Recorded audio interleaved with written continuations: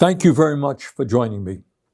In the year 2025, one might have hoped that the global community would be working together to address the existential threat of climate change, working to prevent future pandemics, working to address the massive levels of income and wealth inequality that exist, working to improve the standard of living of struggling people all over the world. But tragically, that is not where we are today, quite the contrary. Instead of addressing the major crises that we face, the world is now looking at the terrible war in Ukraine, started by Putin, which has taken hundreds of thousands of lives over the last 3 years. We are looking at the horrific war in Gaza, where, as we speak, thousands of Palestinian children are facing starvation due to Israel's inhumane and illegal war policies. And now we face a dangerous and escalating war in Iran, which was begun in violation of international law by the extremist Netanyahu government. And the main point that I want to make today is that it is absolutely imperative that the United States not be dragged into this war. Let me say a word about how this war began. On Thursday, Netanyahu launched an illegal and unilateral surprise attack on Iran, bombing targets across the country and killing hundreds of people. Iran has responded with attacks of its own, which have killed dozens of people in Israel. Whatever you may think of the corrupt and authoritarian Iranian regime, Israel's attack clearly violated international law and the United Nations Charter.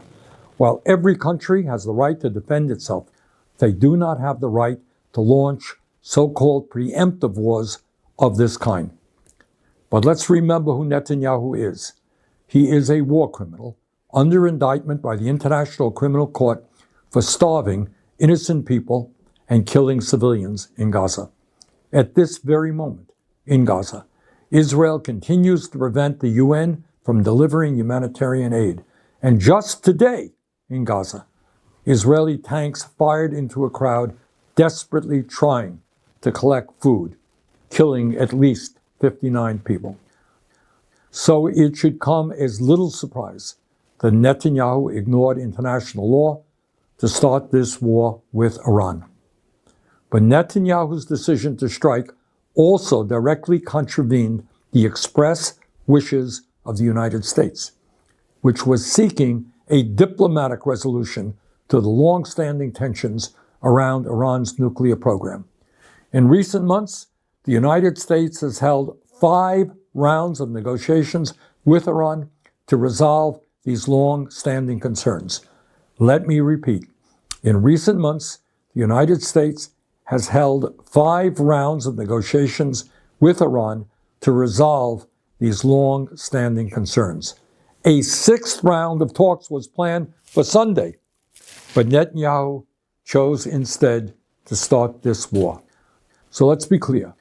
Israel's attack was specifically designed to sabotage American diplomatic efforts. In fact, in its first round of strikes, Israel assassinated the man overseeing Iran's nuclear negotiating team. And let's also remember that U.S. intelligence has never indicated that Iran has made the decision to build a nuclear weapon.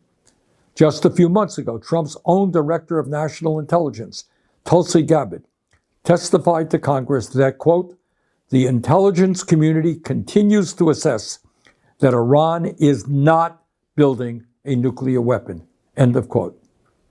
But Netanyahu chose to attack, crippling diplomatic efforts and risking a full-blown regional war. He is now openly talking about regime change in Iran and threatening to kill the political leadership of that country without any thought to the chaos that might ensue. Let's also not forget that the current Islamic regime in Iran is itself the product of a Western-backed coup in 1953 that overthrew the democratically elected government of Iran and replaced it with a corrupt autocrat. The critical question now is whether the United States will get dragged into Netanyahu's war. In my view, that would be a disaster. The United States must not be involved with another Netanyahu war, not militarily or financially. The United States Constitution is crystal clear. There can be no offensive use of military force against Iran or any other country without an explicit authorization from Congress. No such authorization exists, and any U.S. involvement would therefore be illegal. The United States has already provided hundreds of billions of dollars to Israel over the last many decades. Last year alone, U.S. taxpayers provided more than $22 billion in military aid to Israel.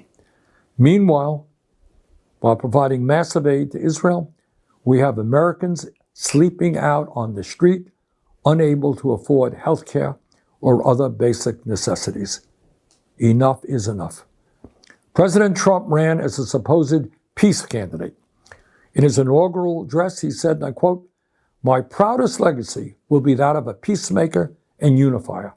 That's what I want to be, a peacemaker and a unifier," end quote. Very fine words. Trump should remember them today. Supporting Netanyahu's war against Iran would be a catastrophic mistake.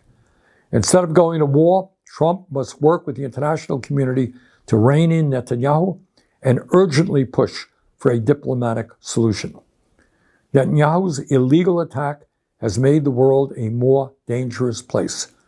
The United States must not be a part of this war. Thank you very much.